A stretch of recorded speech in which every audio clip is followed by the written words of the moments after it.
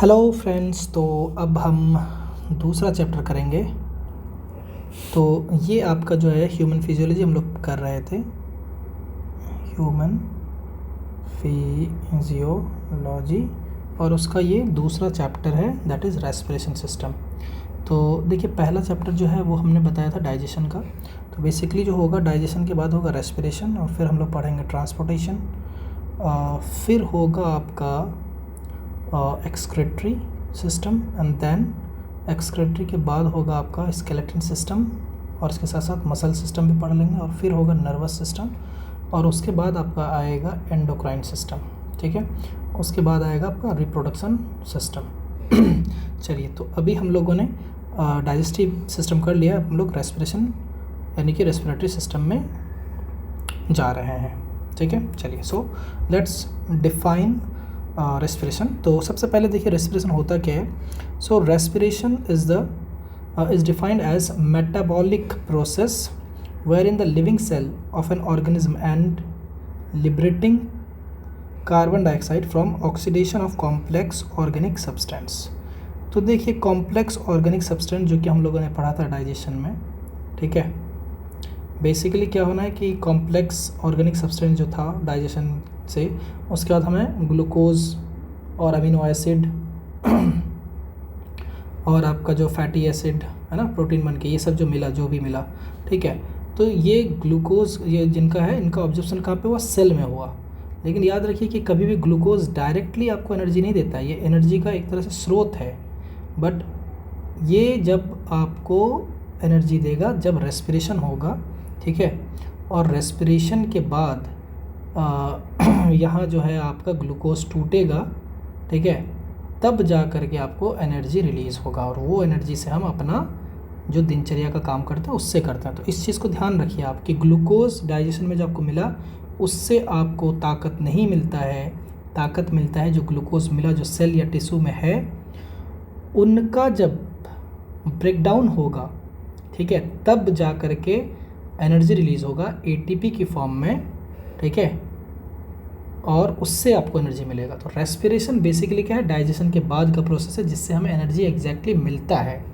तो ये आपको ध्यान रखना है। चलिए, तो ये हो गया, मैंने बता दिया आपको कि respiration is defined as a metabolic process where in the living cell of an organism and liberating carbon dioxide from oxidation of complex organic substance. चलिए, टाइप्स में अगर आते हैं तो देखिए, दो तरह के होते हैं, एक होता है एरोबिक रेस्पिरेशन और दूसरा होता है एनऑर्बिक रेस्पिरेशन। एरोबिक रेस्पिरेशन क्या होता है? So it is a type of cellular respiration. तो पहला तो ये सेल्यूलर रेस्पिरेशन है, that takes place in the presence of oxygen, and that is very important, ठीक है, कि ये आपका प्रेजेंस जो है ऑक्सीजन के प्रेजेंस में होता है। और कहाँ पे होता है? तो माइटोकॉन्ड्रिया में होता है, ठीक है, माइटोकॉन्ड्रिया में होता है, टू प्रोड्यूस एनर्जी। तो आपको पता होगा, सेल अगर है तो सेल में एक माइटोकॉन्ड्रिया होगा, है ना, और बाकी साइटोप्लाज्म होता है। तो ये अगर मान लेते हैं ये माइटोकॉन्ड्रिया, तो माइटोकॉन्ड्रिया में क्या होने वाला है? Aerobic respiration. और जो साइटोप्लाज्म है वहाँ पे क्या होने वाला है? Anaerobic respiration. तो ये ध्यान रखना है आपको। चलिए, अब देखिए क्या हुआ कि जो ग्लूकोज आपको मिला था, यहाँ पे देखिए लॉजिक देखिए, ग्लूकोज जो आपको मिला था कैसे मिला था? डाइजेशन से, है ना। डाइजेशन में फाइनली क्या किया आपने? स्टार्च का ब्रेकडाउन हुआ, और फाइनली बहुत सारे स्टेप में ग्लूकोज का डाइजेशन हुआ और एब्जॉर्प्शन हुआ। डाइजेशन के बाद क्या हुआ? एब्जॉर्प्शन हुआ। कहाँ पे गया? ये सेल में, या आप टिश्यू भी कह सकते हैं फ़िलहाल के लिए। तो अब यहाँ पे ये जो है आपका ग्लूकोज बैठा हुआ है, तो फाइनली उसका क्या होना है? उसका ब्रेकडाउन होना है, ठीक है। तो रेस्पिरेशन से ही जो है आपका वो ब्रेकडाउन होगा। तो क्या हुआ कि CH12O2 दैट इज़ ग्लूकोज, जब ऑक्सीजन, ये कहाँ से आने वाला है? ये आपको बताया मैंने डाइजेशन से। ये कहाँ से आने वाला है? रेस्पिरेशन से। तो जब इनका रिएक्शन होगा तो CO2 आप जो है वो क्या करेंगे? रिलीज़ करेंगे, ठीक है, और H2O दैट इज़ वाटर, ये आपका क्या कहता है? रिलीज़ होगा, और एक्चुअली आपको एनर्जी मिलेगा, ATP, इसको क्या कहते हैं? एनर्जी मिलेगा। बस यही चीज़ चाहिए था हमें, ठीक है। चलिए, और एक होता है आपका एनारोबिक रेस्पिरेशन। क्या होता है इसमें? बेसिकली कुछ नहीं है। So it is a type of cellular respiration that takes place in the absence of oxygen, यानी कि ऑक्सीजन की ज़रूरत नहीं होगी, ठीक है, एनर्जी प्रोड्यूस करने में, और ये कहाँ पे होता है, सेल के साइटोप्लाज्म में, है ना। तो सेल आपने पढ़ा ही होगा। तो जैसे आपका ये न्यूक्लियस है, ठीक है, और ये आपका हो गया सेल मेम्ब्रेन, तो ये जो पूरा पार्ट है दैट इज़ साइटोप्लाज्म, है ना। चलिए, तो बस इतना ही याद रखना है। अच्छा, अभी आगे पढ़ाऊँगा, बट यहाँ पे देखिए, यहाँ पे 36 ATP, यानी कि एरोबिक रेस्पॉन्स में 36 ATP रिलीज़ होता है, जबकि एनारोबिक में क्या होता है, 4 ATP बनता है, लेकिन इसको बनने में 2 ATP खर्च हो जाता है, तो नेट जो है आपको 2 ATP ही मिलेगा। तो ये भी पूछा जा सकता है। तो इसका मतलब एरोबिक रेस्पिरेशन से आपको कितना मिला, 36, और एन एरोबिक रेस्पिरेशन से कितना मिला, नेट 2 मिला, तो टोटल आपको कितना मिलेगा, 38 ATP मिलेगा। ठीक है, चलिए अब आगे चलते हैं। चलिए, अब हमें, जैसे हम लोगों ने डाइजेशन में एक सीक्वेंस देखा था, तो ये सीक्वेंस बहुत इंपॉर्टेंट है, आपको इस सीक्वेंस को रट लेना है पहले।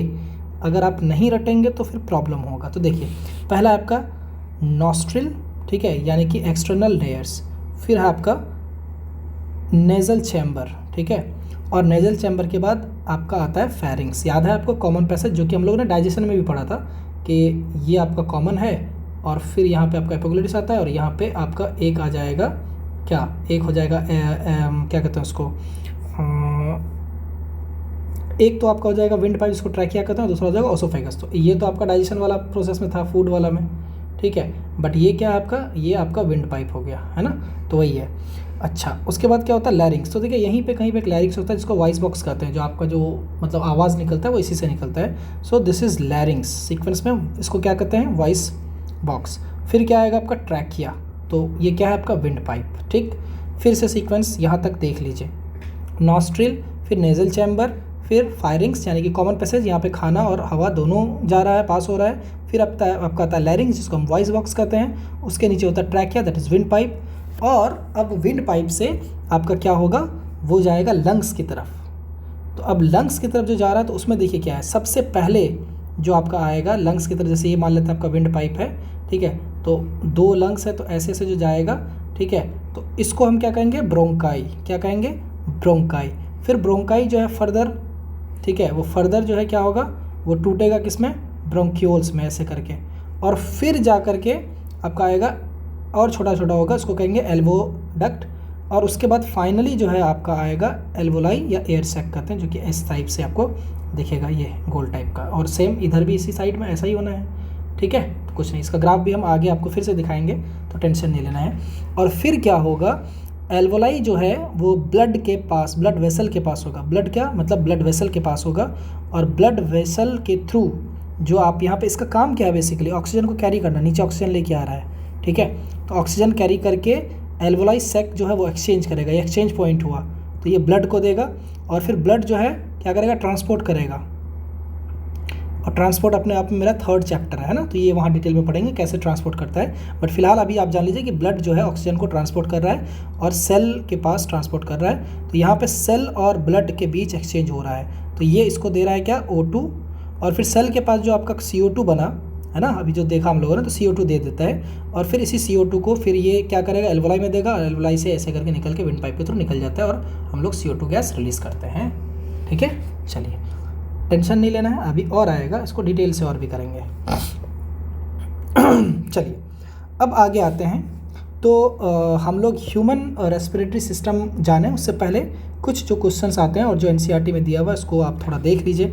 तो रेस्पिरेटरी स्ट्रक्चर, लंग्स जो होता है वो उसको किस टाइप का रेस्पिरेशन करते हैं, तो पल्मोनरी रेस्पिरेशन करते हैं। देखिए, एक बात याद कीजिए कि जो मैंने बोला था कि लीवर को हम लोग क्या कहते हैं, हेपैट, है ना, जहाँ पे भी आया तो ये आपको समझ जाना है। तो उसी तरीके से जब भी आपके पास लंग्स आए तो पल्मोनरी से आपको याद रहना है कि pulmonary it is related with lungs, तो इसको क्या कहेंगे, पल्मोनरी रेस्पिरेशन, ठीक है।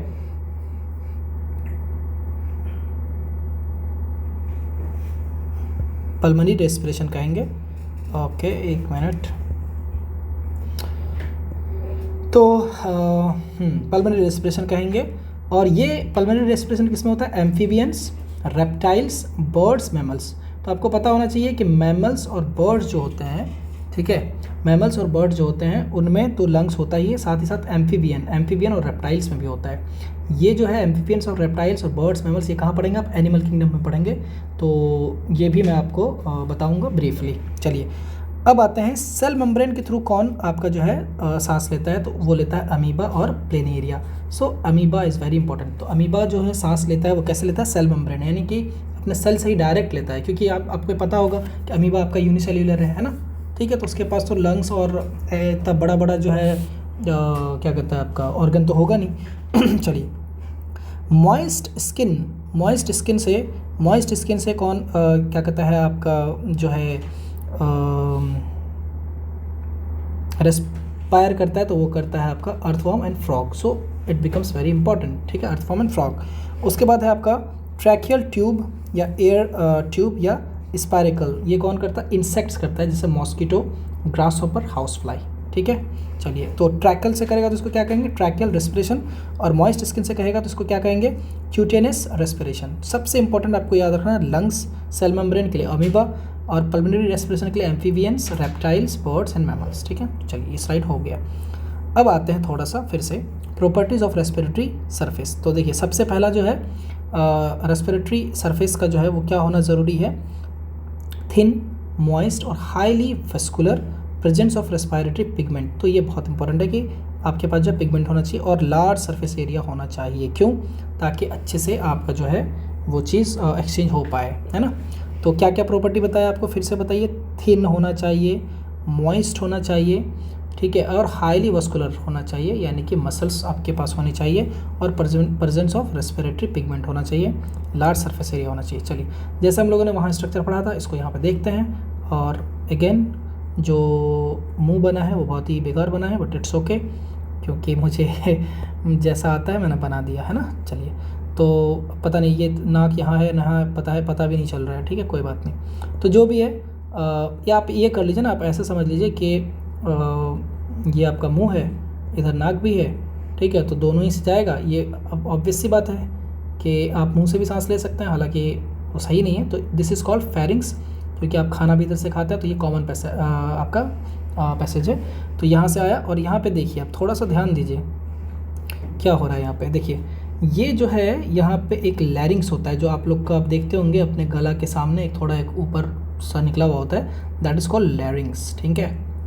तो इसके ऊपर जो है ना एक ऐसे करके ढक्कन लगा हुआ है फेरिंग्स पे, ठीक है, फेरिंग्स के नीचे, तो इसको कहते हैं एपिग्लोटिस। क्यों कहते हैं, क्योंकि इसी के नीचे जो है आपका है ग्लॉटिस, जिसको हम ट्रैकिया कहते हैं, ट्रैकिया।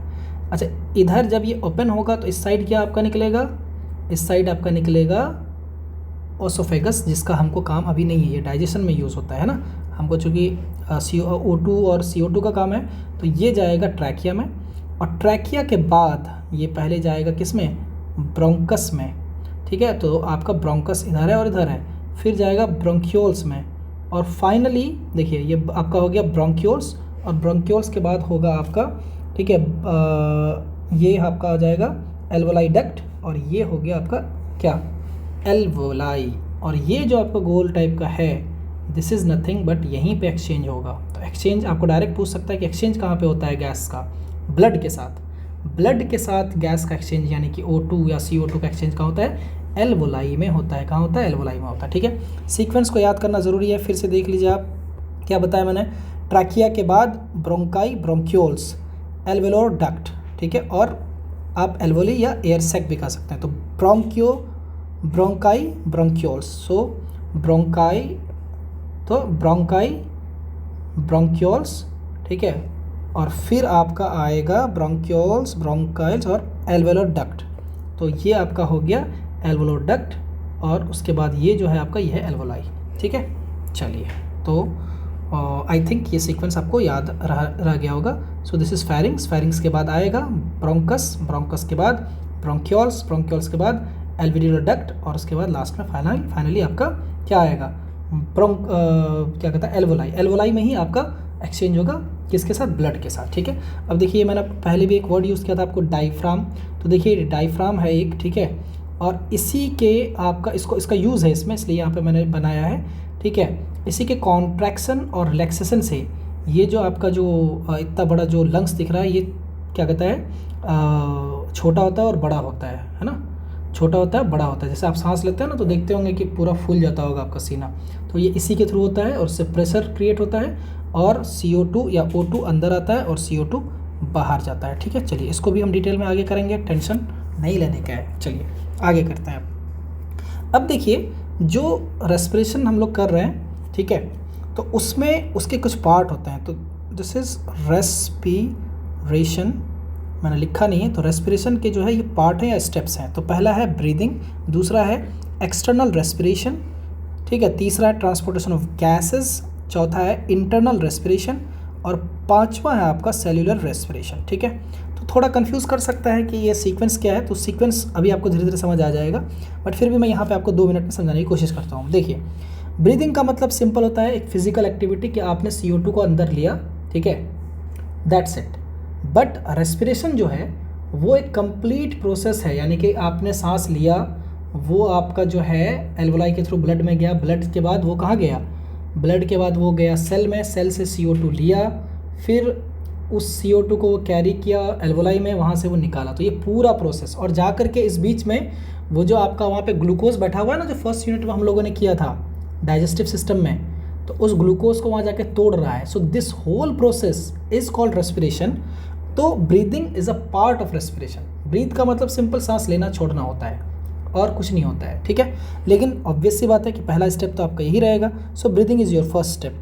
दूसरा क्या है, एक्सटर्नल रेस्पिरेशन। तो जो मैंने बताया आपको कि आपका क्या है, ये लैरिंग्स, लैरिंग्स के बाद ये अंदर आता है ब्रोंकस, ब्रोंक के बाद ब्रोंक्यूल्स, और फिर एयर सैक आता है, और फिर आपका आता है एल्वोलाई, है ना ये। तो यहाँ है, और फिर नीचे आपका ब्लड वेन है, क्या कहता है, ब्लड वेसल है। तो इसके बीच जो आपका O2 और CO2, यानी कि O2 अंदर जाएगा और CO2 जो बाहर जाएगा, बाहर इन द सेंस एल्वोलाई में जाएगा, और O2 एल्वोलाई से ब्लड के अंदर आएगा, उसी को कहते हैं हम एक्सटर्नल रेस्पिरेशन। और मैंने ये चीज़ आपको यहाँ पे लिख भी दिया है ना। क्या लिखा है मैंने कि alveoli to blood and blood to alveoli, है ना। देखिए कंफ्यूज नहीं होना है। मान लेते हैं ये रहा आपका एल्वोलाई, है ना, ये देखिए ये वही चीज़ है, यहाँ याद रखिए ये वही चीज़ है, ये लास्ट है आपका, है ना। मतलब आप समझ जाइए कि क्या कहते हैं इसको, ये क्या है मेरा, दिस इज़ व्हाट, लीवर तो नहीं है ये आपका किडनी भी नहीं है। व्हाट इज़ दिस, भूल क्यों रहा हूँ मैं यार। Okay this is yes, this is lungs. अरे ऐसा कौन भूलता है भाई, चलो लंग्स, है ना। तो लंग्स का ये पार्ट है, और एक यहाँ पे आपका ब्लड वेसल है, ठीक है। तो ऑब्वियस सी बात है कि अभी आपका इधर से क्या जाएगा, O2, और इधर आपका ब्लड क्या है लेके आ रहा है, डीऑक्सीजनेटेड ब्लड यानी कि CO2। तो CO2 को इधर जाने का है और O2 को इधर आने का है। तो यही दो चीज़ है कि एल्वोलाई से ब्लड में आना, ठीक है, यानी किसका, O2 का जाना, और ब्लड से एल्वोलाई में आना किसका, CO2 का। इसी को क्या कहते हैं, एक्सटर्नल रेस्पिरेशन कहते हैं। सो ठीक है, this is also physical process. यहाँ पे क्या हो रहा है, फिजिकल प्रोसेस हो रहा है। फिजिकल प्रोसेस मतलब अभी कोई चीज़ केमिकल रिएक्शन नहीं हो रहा अभी तक, ठीक है। उसके बाद देखिए क्या है, ट्रांसपोर्टेशन ऑफ गैस। तो मैंने बताया कि ये तो अपने आप में एक अलग चैप्टर है। Transportation of gas basically blood के थ्रू होगा, तो ब्लड तो हम लोग पढ़ेंगे सर्कुलेटरी सिस्टम में। फिलहाल आप बस ये मान लीजिए कि हाँ यहाँ से ब्लड जा रहा है, और इसके नीचे या कहीं ना कहीं ट्रांसपोर्टेशन के बाद यहाँ से आपके पास एक सेल होगा, तो यहाँ पे भी आपके पास एक्सचेंज करेगा, है ना। यहाँ भी एक्सचेंज होगा किसका, O2 और CO2 का। तो ये वही बात कर रहा है आपका, है ना, कि पहले तो आप ट्रांसपोर्टेशन ऑफ गैस कीजिए, यानी कि जो आपका O2 ब्लड में आया, ठीक है, तो O2 को आप लेके कहाँ जाएंगे, आप लेके जाएंगे सेल में, और सेल से आपको क्या कैरी करना है, CO2, है ना। तो ये चीज़ कह रहा है ट्रांसपोर्टेशन ऑफ गैस के बारे में, ठीक है। चौथा है इंटरनल रेस्पिरेशन। तो ये क्या है, blood to tissue and tissue to blood. फिर कन्फ्यूज़न नहीं होना है। क्या मतलब हुआ कि देखिए ये जो आपका है, ये आपने जो यहाँ पे ब्लड लिया, ये मान लेते हैं ऐसे करके आया, यहाँ पे मैं ऐसे घुमा के ला रहा हूँ, तो ऑब्वियस सी बात है ये तो वेन है, सॉरी ये तो ब्लड वेसल है, और यहाँ पे आपका है सेल। ये क्या है, सेल है। तो सेल के पास, सेल को क्या चाहिए, O2 चाहिए, तो ये O2 ले लेगा। अब कैसे लेगा ये प्रोसेस हम लोग आगे बताएंगे, और फिर क्या इसको दे देगा, CO2 दे देगा। तो ये जो आपका O2 और CO2 का आदान प्रदान हो रहा है कहाँ पे, blood to tissue and tissue to blood. तो देखिए ब्लड जो है आपका एक तरह से कनेक्टिव टिश्यू इसलिए कहा जाता है क्योंकि वो कनेक्ट कर रहा है। देखिए पहला काम क्या था, मतलब सिंपल है, A B C।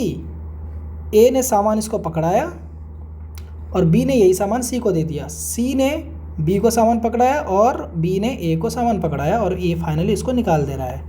और यहाँ पे ए जो है ऑक्सीजन लेके आ रहा है, so this is oxygen, oxygen लेके आया, फिर ऑक्सीजन ए ने बी को दिया और बी ने सी को दिया, ठीक है, और सी ने CO2 कार्बन डाइऑक्साइड बी को दिया और फिर बी ने ए को दिया और बी बाहर निकाल दिया। बस यही चीज़ है, बस यही चीज़ हो रहा है ना, ठीक है। तो नॉट टफ। अभी इस पर इसका जब ग्राफ आप देखेंगे तो आपको अच्छा लगेगा, ठीक है, टेंशन नहीं लेने का।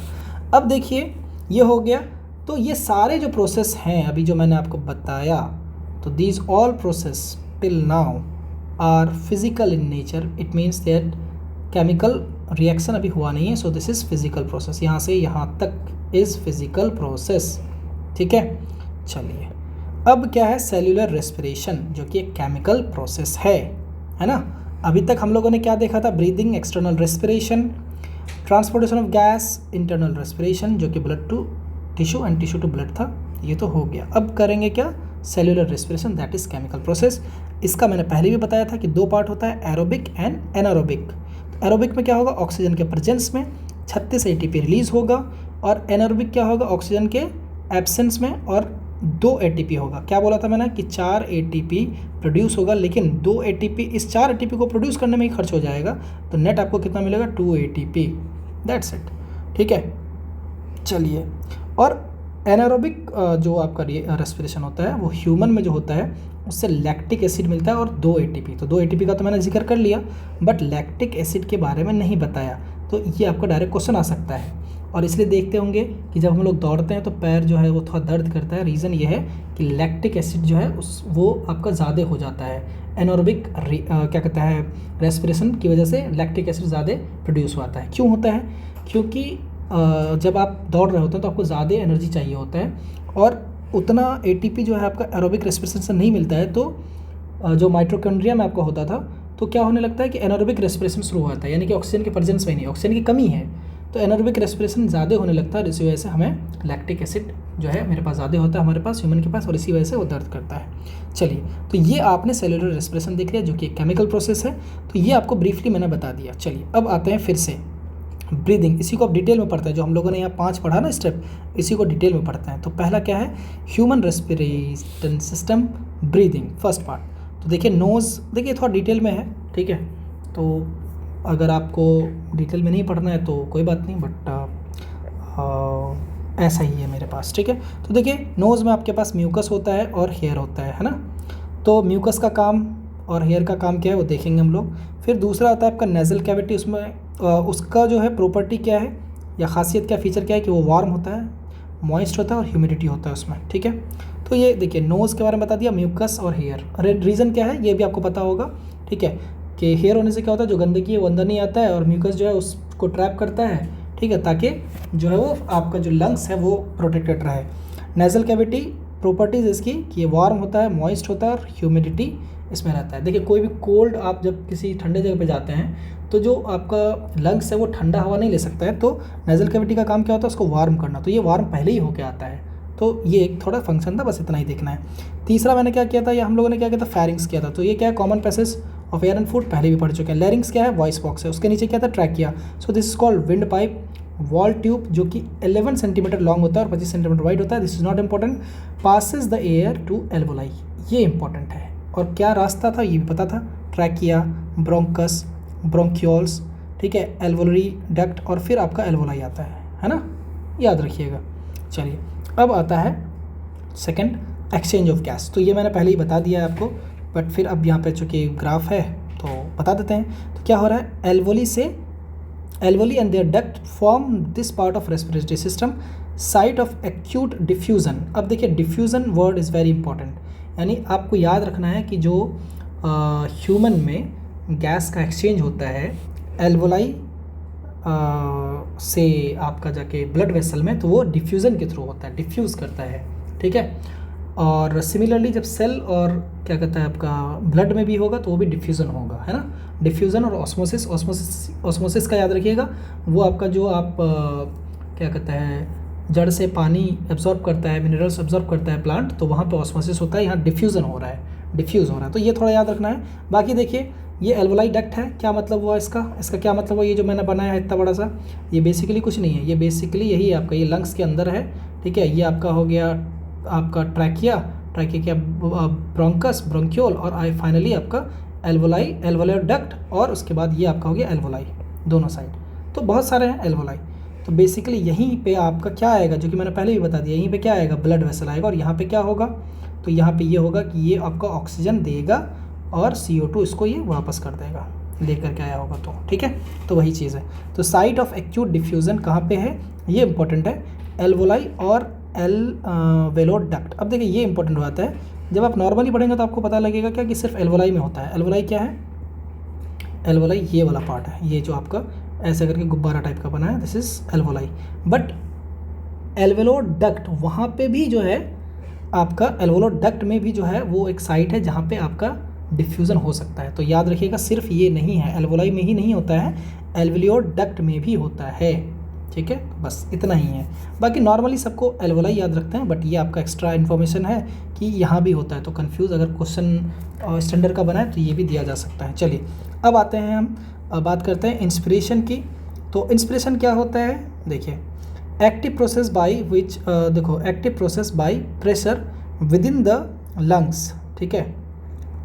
इसको क्या कहते हैं, intrapulmonary pressure is less than atmospheric pressure. देखिए यहाँ पे ये थोड़ा आपको जो है बेसिकली क्या कहा रहा है कि आप इंस्पिरेशन का मतलब क्या हुआ कि ऑक्सीजन को अंदर कैसे लेंगे, तो वो तब आप ले पाएंगे, ठीक है, जब आपका जो है प्रेशर जो है विद इन लंग्स, लंग्स में जो प्रेशर है, लंग का जो प्रेशर है, ठीक है, वो लेस है एटमॉस्फेरिक प्रेशर से। तो एटमॉस्फेरिक प्रेशर से जब भी है तो आप क्या करेंगे, इंस्पिरेशन लेंगे। और negative pressure in lungs with respect to atmospheric pressure, not negative pressure, बल्कि आपको कहना पड़ेगा कि नेगेटिव रिलेशन, ठीक है। या चलिए ठीक है, यहाँ पे ये तो जो लिखा हुआ है आपको ये समझिए, इसको इग्नोर कीजिए, क्या लिखा हुआ है, सिंपल ये है कि देयर इज़ नेगेटिव या inverse relationship between what, volume and pressure of lungs. तो बेसिकली अगर आपको वॉल्यूम बढ़ाना है तो प्रेशर अपने आप घट जाएगा, या प्रेशर आप घटाएंगे तो वॉल्यूम बढ़ जाएगा आपके लंग्स का, ठीक है। और आप इस तरीके से क्या कर सकते हैं, इंस्पिरेशन कर सकते हैं, यानी कि हवा को अंदर ले सकते हैं। एक्सपायरेशन क्या है, expulsion of air from lungs, ठीक है। तो इसमें क्या होता है, इंट्रा पल्मोनरी प्रेशर इंक्रीजेस। तो यहाँ पे देखिए ध्यान दीजिए, एक्स्ट्रा प्रेशर में क्या होता है, प्रेशर इंक्रीज़ करता है, प्रेशर इंक्रीज़ करता है, और प्रेशर इंक्रीज़ करता है तो क्या होगा, वॉल्यूम डिक्रीज़ करेगा, क्योंकि इन्वर्स रिलेशन है। और यहाँ पे देखिए, यहाँ पे क्या होगा, इंस्पिरेशन में क्या होगा कि आपका प्रेशर जो है वो कम होगा और वॉल्यूम बढ़ेगा। तो वही है, active process by pressure with in the lungs is less than atmospheric pressure. तो अगर आपको हवा अंदर लेना है तो लंग्स के प्रेशर को आप क्या करेंगे, कम करेंगे। और कभी भी प्रेशर कब होगा, जब वॉल्यूम आप बढ़ाएं। और यहाँ पे वॉल्यूम किसका बढ़ाना है, आपको अपने लंग्स का वॉल्यूम बढ़ाना है। अगर आपको हवा लेना है, फिर से मैं रिपीट कर रहा हूँ, सुनिए ध्यान दीजिए, कंसेप्ट है इसलिए मैं रिपीट करवा रहा हूँ कि if you want to breathe oxygen, ठीक है, तो आपको अपने लंग्स का एरिया बढ़ाना पड़ेगा, ठीक है। और आप खुद करके भी देखिए, आप सांस लीजिए ऐसे, देखिए इससे क्या हो रहा है, इससे ये हो रहा है कि आपका जो लंग्स है उसका वॉल्यूम बढ़ रहा है और उसकी वजह से प्रेशर घट रहा है लंग्स का। और जब भी लंग्स का प्रेशर घट रहा है, मान लेते हैं लंग्स का प्रेशर 10 है और एटमॉस्फेयर का प्रेशर 12 है, तो ऑब्वियस सी बात है कि ये आपका जो हवा है वो अंदर चला आएगा, सिंपल। सिमिलरली अगर आपको हवा बाहर निकालना है तो आपको क्या करना है, कुछ नहीं करना है कि अगर आपका, क्योंकि बाहर का तो एटमॉस्फेयर पा रही है, तो आप अपना वॉल्यूम कम कर लीजिए, इतना कम कर लीजिए कि प्रेशर बढ़ जाए, प्रेशर 15 हो जाए, तो क्या होगा, ये आउट हो जाएगा। तो CO2 ऐसे निकालते हैं और O2 ऐसे लेते हैं, तो यानी कि इसी को हम इंस्पिरेशन कहेंगे, ठीक है। आई होप अब आपको समझ में आएगा, क्यों, क्योंकि because there is inverse relationship between volume and pressure. तो इसको आपको समझ नहीं आया तो दोबारा आप एक बार इसको रिपीट करके देख सकते हैं। चलिए अब आ रहा है एक्सचेंज ऑफ गैस की बात कर रहे हैं, ये हम लोग बार बार ले रहे हैं क्योंकि अल्टीमेटली जो है टॉपिक यही है। एक्सचेंज ऑफ गैस क्या रहा है, exchange of gases occurs at the alveoli and tissue. तो एल्वोलाई और टिश्यू में क्या हो रहा है, पहला पार्ट तो हो गया, अब यहाँ कह रहा है कि एल्वोलाई और टिश्यू में क्या हो रहा है। तो इट एक्कर्स बाय सिंपल डिफ्यूज़न, तो यहाँ पे भी डिफ्यूज़न ही होता है। तो देखिए ये रहा आपका ब्लड, यहाँ पे देख रहे हैं रेड कलर में रहते हैं ब्लड को, तो ब्लड आया, ठीक है ना, ब्लड आपका आ गया। ये क्या है आपका, ये एल्वोलाई है, तो यहाँ पे आपका ये ब्लड है, ये ब्लड है, और यहाँ पे एल्वोलाई में ऐसे करके ऑक्सीजन आया है आपका, है ना, ऑक्सीजन आया है। कहाँ से आया है, ट्रैकिया, ब्रोंकस, देख रहे हैं ना, एल्वोलाई मैंने दिया है, तो ये आया। अब ये वही है, ये वाला जो है, ये जो आपको बनाया था ना मैंने, ये वही चीज़ है। इसको बड़ा इसलिए दिखाया ताकि आपको समझ आए ध्यान से। तो अब क्या हुआ, जो मैंने बताया, क्या हुआ कि हाँ, ऑक्सीजन जो है वो इधर डिफ्यूज़ हो गया, ब्लड में चला गया, और जो इधर से जो आपका CO2 वाला ब्लड था वो ऐसे करके अंदर आया, और CO2 क्या हुआ, एल्वोलाई में चला गया, और ये CO2 ऐसे करके निकल जाएगा बाहर, और बाकी ब्लड में जो CO2 था वो तो बाहर निकल गया, और जो एल्वोलाई में आपका O2 था वो ब्लड में घुल गया, और अब ऐसे करके जाएगा, और ब्लड जो है वो आउट जाएगा। और कहाँ जाएगा अल्टीमेटली ये जाने वाला है टिश्यू के पास, ठीक है, टिश्यू के पास जाने वाला है ना, वहाँ पे भी आपका ये एक्सचेंज हो जाएगा। तो ये हो गया एक्सचेंज ऑफ गैस अगर से एल्वोलाई, तो ये हो गया। चलिए अब देखिए रेट ऑफ डिफ्यूज़न जो है वो किस पे डिपेंड करता है, यानी कि ये जो आप डिफ्यूज़ करवा रहे हैं ये किस पे डिपेंड करता है। तो देखिए थिकनेस ऑफ मेम्ब्रेन, तो मेम्ब्रेन अगर ज़्यादा थिक होगा तो डिफ्यूज़न कम होगा। सरफेस एरिया ऑफ मेम्ब्रेन, तो सरफेस एरिया जितना ज़्यादा होगा डिफ्यूज़न उतना ईजी होगा, ठीक है। तो थिकनेस बढ़ेगा तो डिफ्यूज़न घटेगा, उल्टा रिलेशन। सरफेस एरिया बढ़ेगा तो डिफ्यूज़न बढ़ेगा। परमेबिलिटी ऑफ मेम्ब्रेन, तो परमेबिलिटी जितना बढ़ेगा उतना ही डिफ्यूज़न बढ़ेगा। सॉल्युबिलिटी ऑफ गैस, तो जितना वो मतलब क्या कहते हैं, सॉल्युबिलिटी मतलब जितना वो घुल सकता है तो वो उतना ही अच्छी बात है, उतना ही बढ़ेगा, ठीक है। तो बस ये चीज़ है, ये सारे कुछ फैक्टर्स हैं। अब क्या है, एक कंसेप्ट होता है पार्शियल प्रेशर ग्रेडियंट, ठीक है, of gases on the two sides of diffusing surface of the lungs alveoli. देखिए जो मैंने आपको बताया ना कि यहाँ पे आपका जो है, मैंने एग्जांपल लिया था कि एटमॉस्फेरिक प्रेशर 12 है, यहाँ 10 है, तो इधर से ये डिफ्यूज़ हो जाएगा एल्वोलाई से कहाँ पे, ब्लड में। और सिमिलरली जब ब्लड जो है आपका आ रहा है इधर, और यहाँ से आपको जाना है, तो मान लेते हैं कि डिफ्यूज़ कैसे होगा, तो यहाँ पे आपको एक्सचेंज करना है, तो 15 है ना, तो ये इधर से हो जाएगा, मतलब 15 से, चलिए इसको मैं बाद में आपको बताता हूँ, पहले इस चीज़ को क्लियर करता हूँ, ठीक है। सो पार्शियल प्रेशर ग्रेडियंट जो होता है difference of gases on the two sides of diffusing surface of alveoli. तो एल्वोलाई में जो ये काम कर रहा है ना, यहाँ पे प्रेशर ग्रेडियंट काम कर रहा है, ये जो पूरा प्रोसेस मैंने बताया, ठीक है, ये हम लोग देखेंगे, प्रेशर को नाप करके भी देखेंगे कितना हो रहा है, कैसे हो रहा है, ठीक है। तो ये प्रेशर डिफरेंस की वजह से जो है ऑब्वियस सी बात है CO2 का कॉन्सेंट्रेशन जो है यहाँ पे कम होगा, यहाँ पे ज़्यादा है, इसी वजह से प्रेशर बन रहा है और ये इधर चला जा रहा है। सिमिलरली ब्लड में आपका ऑक्सीजन कम है और यहाँ पे एल्वोलाई में ब्लड ज़्यादा है ना, ब्लड ज़्यादा है तो प्रेशर ग्रेडियंट इधर आ रहा है, तो इसीलिए आ रहा है। तो यही चीज़ बेसिकली बता रहा है, मैं इतना लंबा चौड़ा बता रहा था, that is not important, that was not required, ठीक है। आई थिंक ये समझ आ गया होगा आपको। मतलब सिंपल सी बात है कि एल्वोलाई में जब ऑक्सीजन है तो ऑक्सीजन की कॉन्सेंट्रेशन कहाँ पे ज़्यादा होगी, एल्वोलाई में, ब्लड में कम हो गया तो वो क्या होगा, O2 ब्लड में घुल जाएगा, ठीक। सिमिलरली CO2 जो है वो उसका कॉन्सेंट्रेशन ब्लड में ज़्यादा है, एल्वोलाई में कम है, तो CO2 उधर डिफ्यूज़ हो जाएगा, क्या होगा, डिफ्यूज़। चलिए आगे आते हैं, आगे आते नहीं है, देखिए यही वाला जो मैंने बताया उसी का पूरा ये है। इसको देखिए सिर्फ समझ जाइए, इसको रटना नहीं है पूरा कि क्या क्या नंबरिंग दिया है, बस सिर्फ लॉजिकली समझना है आपको। तो देखिए स्टार्ट कहाँ से हो रहा है, एटमॉस्फेरिक एयर है, ठीक है, इसमें O2 जो है आपका 159 mgHg है, यानी कि ये प्रेशर को नाप रहा है, ठीक है, और CO2 0.3 mm। तो O2 का प्रेशर क्या है 159 और प्रेशर ऑफ CO2 क्या है 0.3। ये सब चीज़ अब भूल जाइए, ये आपका है किस में, एटमॉस्फेरिक एयर में। जबकि ये आपका क्या है, ये लंग्स का एल्वोलस लंग्स है, यानी कि लंग्स का पार्ट है एल्वोलाई। अब देखिए एल्वोलाई में देखिए O2 का कॉन्सेंट्रेशन क्या है 104, ठीक है, और CO2 का कितना है 40, जो कि बहुत ज़्यादा है। तो देखो 159 एटमॉस्फेयर में है ऑक्सीजन और यहाँ पे 104 है, तो ऑब्वियस सी बात है प्रेशर ग्रेडियंट के हिसाब से, या ऐसे भी नॉर्मली भी हम लोग हीट में भी पढ़ते हैं, हर जगह पढ़ते हैं, ठीक है, तो क्या होगा, ऑक्सीजन यहाँ से आ जाएगा अंदर, इसीलिए ऑक्सीजन मेरा अंदर आता है, ठीक। दूसरा CO2 का कॉन्सेंट्रेशन एल्वोलाई में ज़्यादा है, बाहर कितना है 0.3, तो ये CO2 बाहर निकल जाएगा। तो ये तो पहला स्टेप हुआ जो हम लोगों का नाक के पास हुआ, नाक नहीं एल्वोलाई के पास हुआ और वहाँ बाहर निकला। अब देखिए यहाँ पे, ठीक है, हालांकि आप लोगों ने जो है वो हार्ट आप लोगों ने नहीं पढ़ा है, बट फिर भी देखिए क्या हो रहा है कि मैंने क्या बताया कि इसी, अच्छा ये तो हो गया आपका एल्वोलाई में, एल्वोलाई से आपका एटमॉस्फेयर यानी कि बाहर कैसे आपका निकल रहा है। अब देखिए यहाँ पे ये आपका क्या है, बेसिकली ब्लड वेसल्स हैं। इसमें क्या होगा, मैंने क्या बताया कि ऑक्सीजन जो है ये अंदर जाएगा, लेकिन सवाल फिर आएगा क्यों जाएगा और CO2 इधर से ये क्यों आएगा, है ना। तो इसका भी रीज़न वही है। देखिए अभी मैंने बताया कि ऑक्सीजन का कितना है यहाँ पे, अब देखिए यहाँ पे ऑक्सीजन का कितना है 104 mmHg है, जबकि पल्मोनरी वेन में अगर आप पल्मोनरी वेन में अगर आप जाएंगे तो, या वेन में, सॉरी वेन में नहीं, हाँ मतलब इसमें आएंगे तो कितना है O2 40 है, यहाँ पे आप लिख लीजिए 40 mmHg।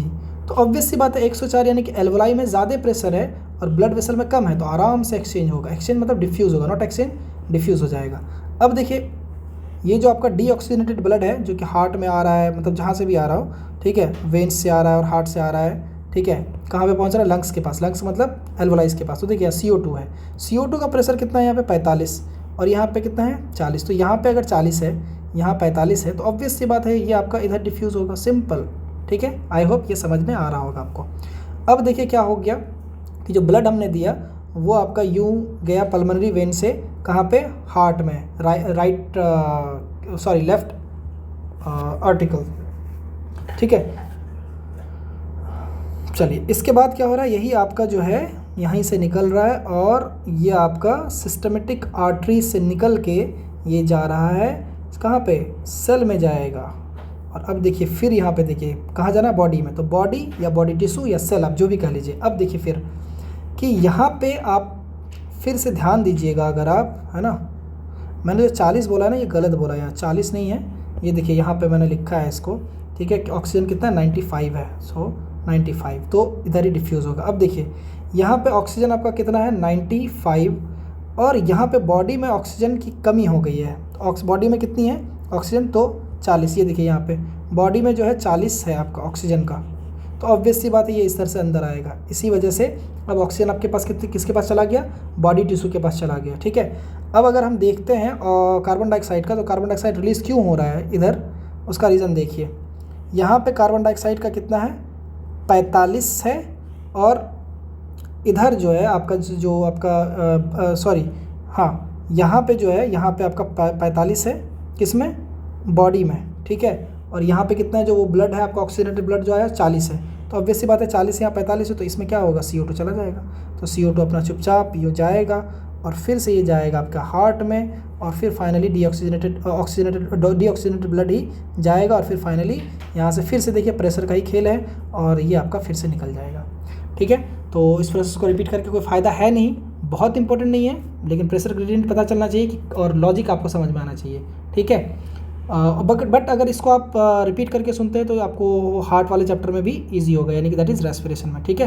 तो कुछ नहीं है यहाँ पे, फाइनली देखिए आप, तो आपका क्या हो रहा है कि ऑक्सीजन आ रहा है, यूँ आया, फिर यहाँ बताया कि यहाँ पे ऐसा क्यों डिफ्यूज़ कर रहा है, फिर ये बताया कि ये आपका यूँ आया और ये सेल में क्यों डिफ्यूज़ हुआ, और फिर साथ में साथ आपको मैंने ये बताया कि प्रेशर ग्रेडियंट की वजह से ही जो है CO2 आपका आया, ठीक है, क्या कहता है आपका ब्लड वेसल में, और ये जाएगा और फिर ये आपका हार्ट में जाएगा और हार्ट से भी क्या होगा, अल्टीमेटली आपका यहाँ पे गया और देखिए यहाँ पे फिर से लंग्स का, मतलब ब्लड वेसल और लंग्स के बीच यानी कि एल्वोलाई के बीच आया, तो प्रेशर ग्रेडियंट की वजह से आप जाएंगे और आप एक्सचेंज CO2 को कर देंगे और CO2 फिर यहाँ पे भी प्रेशर डिफरेंस की वजह से ये बाहर निकल जाएगा, दैट्स इट, ठीक है।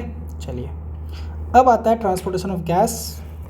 तो ट्रांसपोर्टेशन ऑफ गैस के बारे में कुछ कह रहा है कि ट्रांसपोर्टेशन ऑफ ऑक्सीजन, तो देखिए एज डिजॉल्व गैस अबाउट 3%, तो यानी कि ऑक्सीजन जो कैरी होता है वो कैसे होता है, तो देखिए एज अ डिजॉल्व गैस जो होता है वो 3% होता है, 3% होता है, about 3% on, sorry, as a dissolve gas जो है 3% कैरीड थ्रू किसके द्वारा किया था, प्लाज्मा के थ्रू, और बाकी 97% जो है ऑक्सीजन कैरी कौन करता है, RBC करता है, ये हम लोग जानते हैं।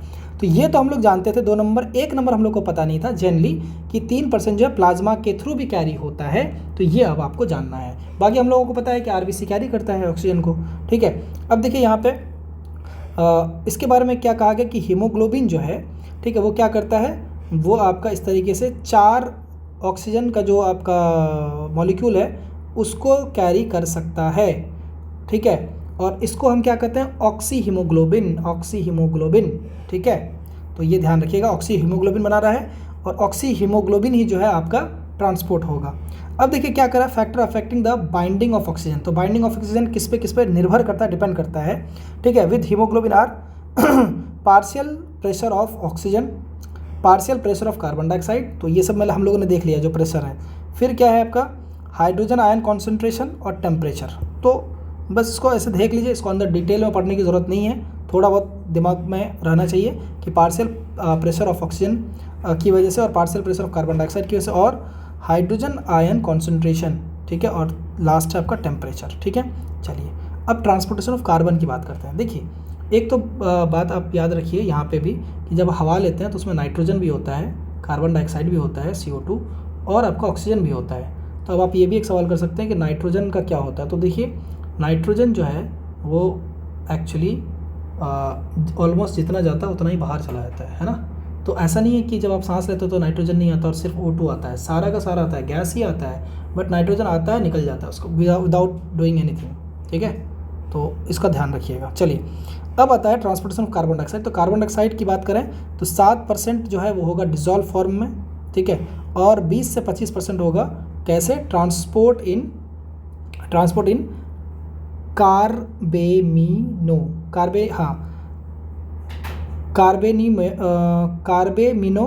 हीमोग्लोबिन। ये बहुत इंपॉर्टेंट है, नाम आपको याद रखना चाहिए, ये बिल्कुल नाम याद रखना पड़ेगा, ठीक है।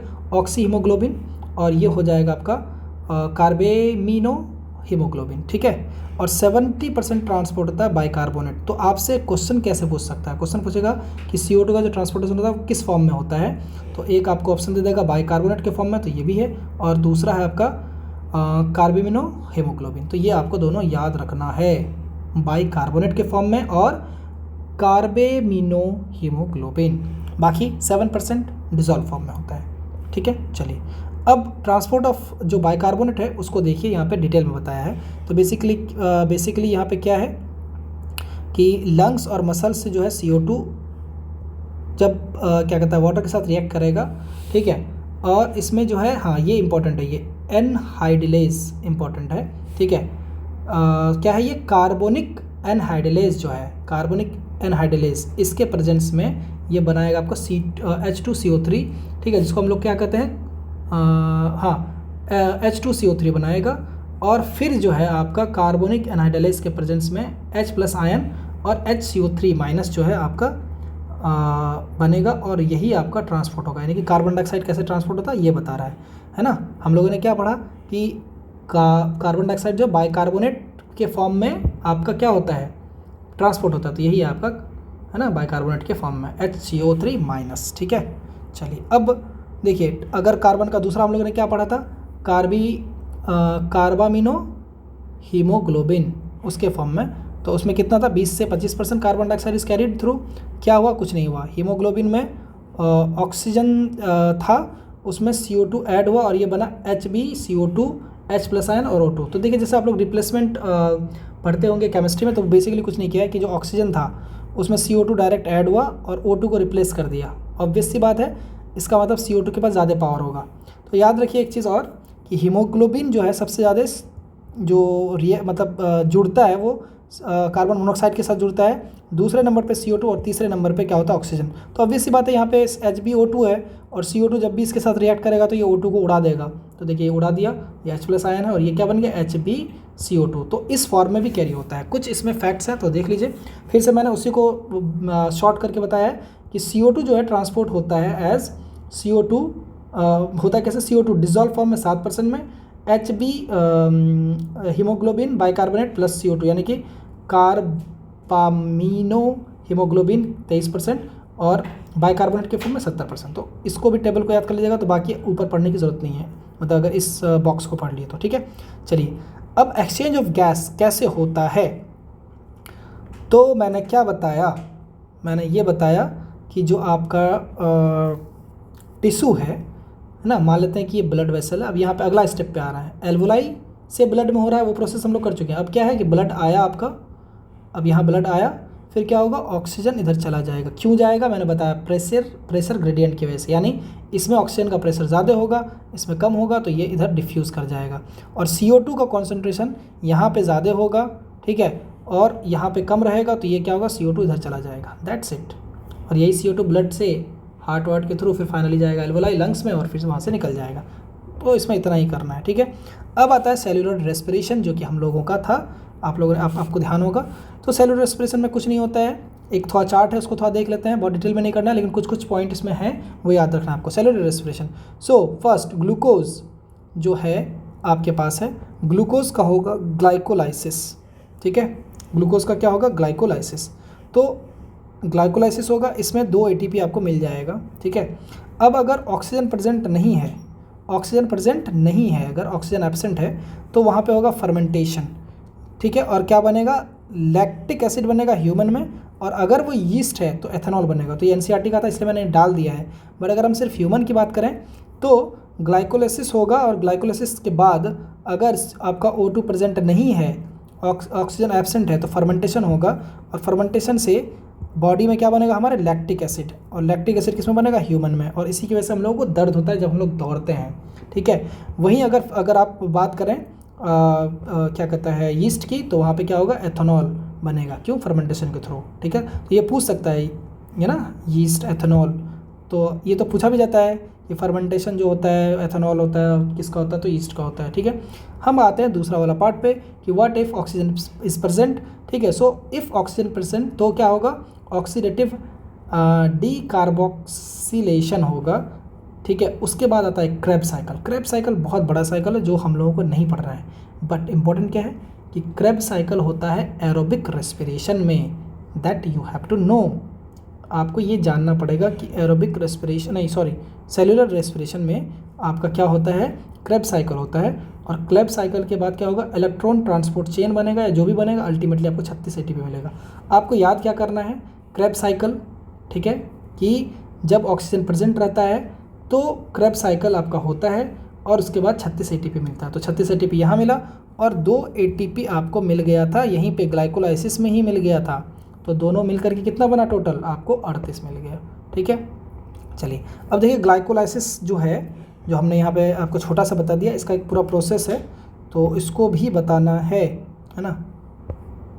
तो उसके बाद क्या है फिर, चलिए देखते हैं। हाँ ठीक है, हो जाएगा, 10 से 15 मिनट में हो जाएगा। चलिए, तो ग्लाइकोलाइसिस में क्या हो रहा है, एक बार इसको फिर से देख लेते हैं। ग्लाइकोलाइसिस फर्स्ट स्टेप क्या है, it means the breakdown of glucose and formation of pyruvic acid.